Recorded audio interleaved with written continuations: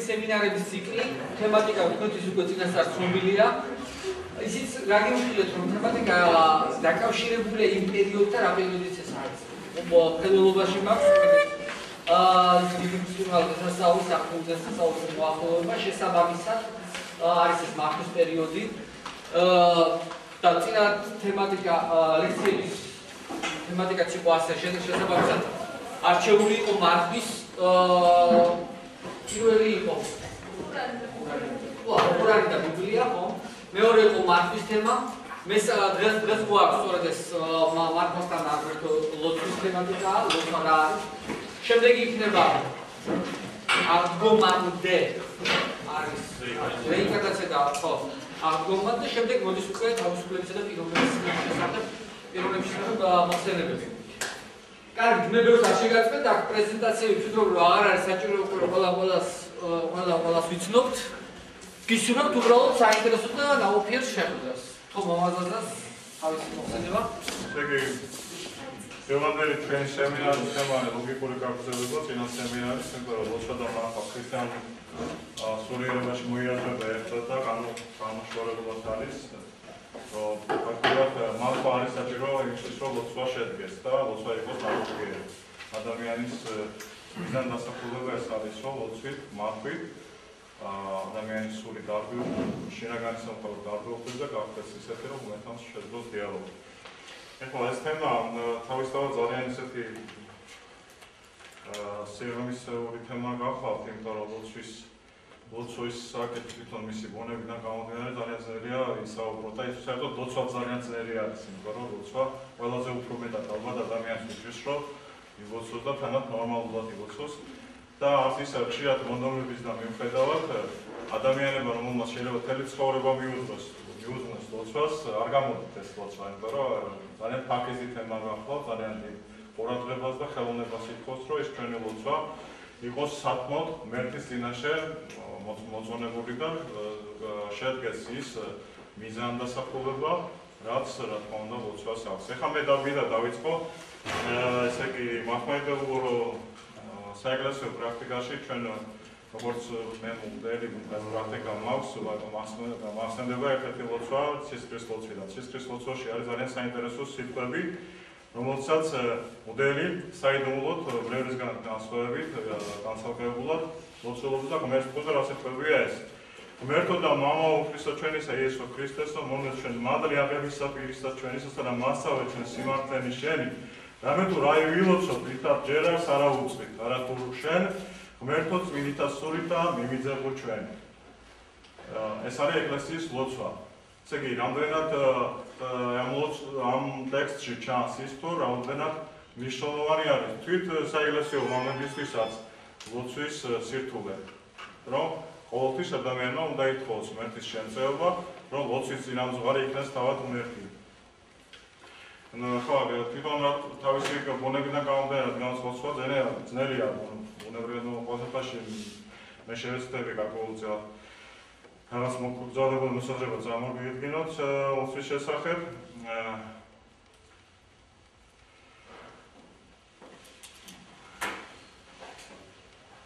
ეხლა თვითონ ლოცვის შესახებ ჩვენ ვიმჟერებთ იმას, რომ ვიცით თუ არ იცით, ლოცვა ყველა ადამიანმა იცის. აი უცნაური ის არის, რომ არ არსებობს ადამიანი, რომ ლოცვა იყოს უცხო, იმიტომ რომ იმდენად ადამიანისეულია და იმდენად ანთროპოლოგიური ნაწილია ადამიანის გამოყოფილა მოცემულია, რომ ლოცვის შესახებ, ეს ქრისტიანული პოზიციით და რელიგიაცოვნური პოზიციითაც ეს ლოცვის უნარი ადამიანში არის ჩააპროგრამებული, ჩათესილი თავად ღმერთისგან. და მეორე მხრივ არის ის, რომ არ ვიცით ლოცვა. იმიტომ რომ ლოცვა ის დასაბამიერი უნარი, რომელიც ყველა უნარი, რა თქმა უნდა, რომელიც ადამიანში არის მოცემული, არის თავად ღმერთის მიერ ჩათესილი ადამიანში, რომელსაც მე ადამიანი ან აღორძინებს, ან თქვა დარჩება განვითარებელი სახით და განიცდის სახეცვლილებას. კი არის ხობა. უბრალოდ სახეცვლილებას განიცდის და ხდება მისი გარკვეული მუტაციური დეგრადაცია ან განვითარებულ ფორმაში გადასვლა. ეხლა რაც შეეხება ლოცვის განვითარებულ ფორმას, ეს მხოლოდ წმინდა მომენტთან ხდება და არის სამკეულ შემთხვევები და ძალიან მცირე კაცობრიობის ალბათ ძალიან მცირე ნაწილი აღწევს სწორედ იმ მდგომარეობას, რომელიცაც ქვია ლოცვის აღორძინებული მდგომარეობა, აღორძინებული ფორმა.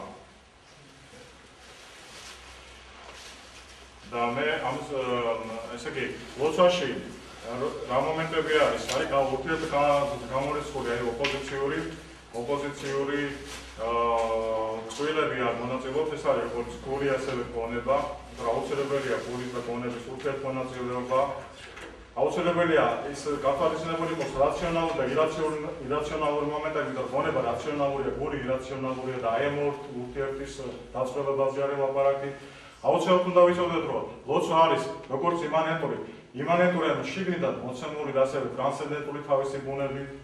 ტრანსცენდენტულობა არის მიღმეურობა, მაგრამ ეს მიღმეურობა არ არის სადღაც მიღმეურობა კოსმოსში, არამედ ეს არის შინაგანი მიღმეურობა, როცა ადამიანი ვერ წდება აი ამ მოვლენას ბოლომდე კი შენ შიგნით არის, მაგრამ შენ ვერ წდები ამას, იმიტომ რომ ჩვენ განა ბოლომდე ვივაზობთ ჩვენ თავს მხოლოდ მცირედ ნაწილს, მხოლოდ ზედაპირულად ხვდებით ვინ ვარ, ჩვენ სახელი და გვარი ვიცით და რაღაც პატარ-პატარა მონაცემები ჩვენი თავის შესახებ. დანარჩენი, რა თქმა უნდა, უცნობი არის ძალიან დიდი ნაწილი სამწუხაროდ ჩვენთვის. ასევე როგორც აღმოსავლეთ ფილოსოფია ამბობს, ინის და იანის ეს მომენტიც აუცილებლად ასევე ესე იგი კომბინირებულად შეწყვილებული სახით უნდა მოხდეს ამისი გააზრება. თვითონ ლოცვა რა არის? და ეხეთ გამოცავედით, არც ერთი არ უნდა გაგოს და არც მეორე. ეს მე მინდა ამის საბუთებოდ მოიყვანო იოანეს სინოდის სიტყვები. იოანეს სინოდი მე ამას ტექსტს არ წავიკითხავ. ამბობს რომ თუ კი ადამიანში არ არის გარკვეული უნარი მოცემული უკვე ადამიანს არ შეუძლია მაგალითად ვერ ლაპარაკეთ და სიტყვებით და ლექციებით ვერ ასწავლი ადამიანს ხედველობას თუ თვალი არ აქვს და თუ რაღაცას შეიძლება ეს განავითარო რა თქმა უნდა მაგრამ აუცილებლად არის საწყის ცოდნა მოცემული გარკვეული უნარი რომელიც მერტისგან ხდება რომელიც შემდეგ სწავლა და განვითარება და აღორძინება ხდება მაგრამ ეს უკვე მოცემული არის იმიტომ რომ ჩვენ ეს უნარი გაგვაჩნია თორე აზრი არ ექნებოდა ეხლა ამდენ ხალხს ველაპარაკოთ თქვათ ლოცვაზე რომ ვიღაცა თქვა ეს ჩემთვის გაუგებარია საერთოდ რა არის ლოცვა და რა შეჭირდება ადამიანს ეხლა ჩემი ესე იგი საკმაოდ ისეთი თემა გახლავთ მეორის მოსწავლეა მარტო თქვათ ლოცვის ფენომენი არ არის ქრისტიანობის საკუთრება იმიტომ რომ ლოცვა არის რაც კაცობრიობის ისტორია არსებობს ლოცვით იმიტომ რომ ადამიანი რელიგიისგან და ლოცვისგან არის ფაქტურად გამოყოფილი და გამომდინარე აქედან ახლა ესეც არ გამოვაროს თავზე არაფერი არ ვთქვა სხვა რელიგიებშიც არის ლოცვის ფენომენი მაგრამ მე ამ შემთხვევაში დავჯერდი მხოლოდ ერთ-ერთ ფენომენოლოგს რელიგიის ისტორიკოს ესეთი გახლავთ გერმანელი რელიგიათმცოდნე ფრიდრიხ ჰაილერი ესე რომ მარბურგის უნივერსიტეტის შედარებითი რელიგიათმცოდნეობის პროფესორი რომელსაც აქვს ფუნდამენტალური გამოკვლევა ლოცვის შესახებ. და ესე ქვია ეს ლოცვა სახელწოდება.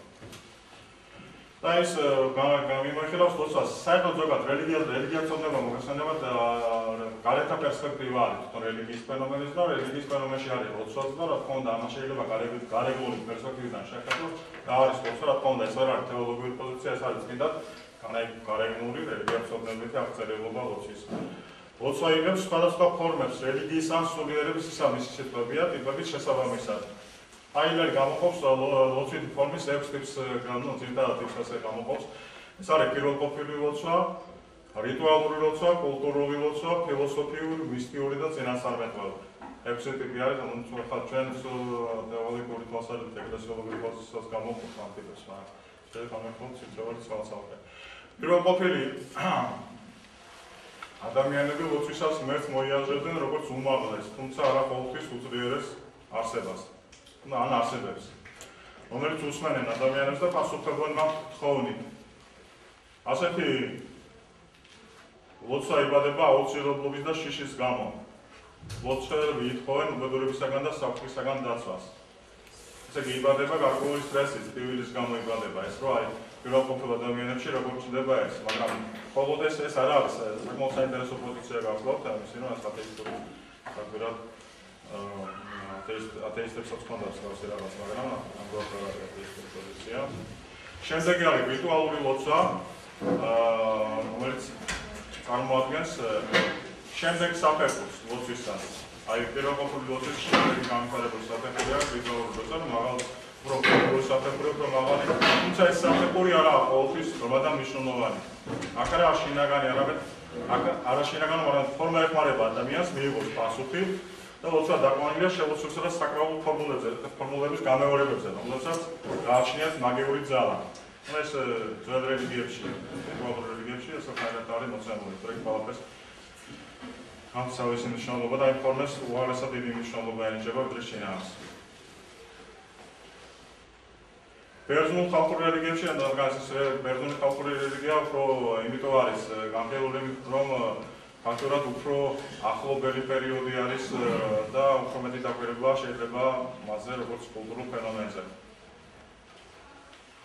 ლოცვა თავმოყრილია მორალური ფასეულობების სიკვდილით. ღმერთები იკვლევიან კეთილებად, მაგრამ არა ყოველთვის ყოვლისშემძლეებად. აქ ხდება რაფინირება პირველყოფილი ლოცვისა. შემდეგ გამოყავს ფილოსოფიურ ლოცვას. ფილოსოფიურ ლოცვა ჩაენაცვლება რეალისტურ მიამეტურ ლოცვას. ლოცვა ხდება ცხოვრების საზრისის ირგვლივ, ან გამოხატავს სამყაროს თეატრიის წესრიგისადმი მორჩილებას. ფილოსოფიური ლოცვის მწერალი ამ მადლიერების სიტყვები სიცოცხლისაგან მომატებულ სიკეთეთა გამო. და ბოლოს ჰაილერის მიხედვით ყველაზე მაღალი საფეხური არის მისტიური წინასწარმეტყველური ლოცვების აერთიანებს ამ ჯგუფს და ეს არის ქრისტიანული რელიგიური მისტიციზმის უნივერსალური რელიგიური ფენომენი, რომელიც თავისუფლად წარმოადგენს სინთეზს ბიბლიური და ნეოპლატონიკური მოტივებისა. მისი მიზანია ადამიანისა და ღმერთის ერთობა, რომელიც ჩვეულებრივ გამოიხატება ტრანსპერსონალური კატეგორიების დახმარებით. აქ გამოცხადდება ესაა შინაგანი გასხიოსნება და არა ღმერთის შეჭრა ისტორიაში, როგორც ბიბლიურ რელიგიებში. მისტიკოსები ლაპარაკობენ ლოცვის საფეხურებზე, გარკვეულ კიბეებზე, სადაც შეწყალების თხოვნა პირველი საფეხურია. უმაღლესი ფორმაა ჭვრეტა, რომელიც ექსტაზით ბოლოვდება.